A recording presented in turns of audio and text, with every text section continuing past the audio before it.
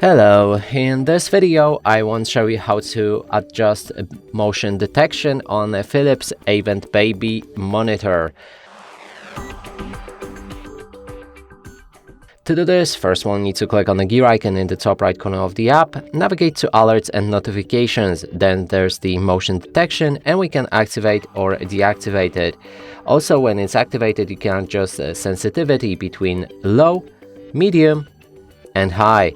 And there's also personalized zone. When activated, you'll be able to adjust the zone for where the motion detection will work.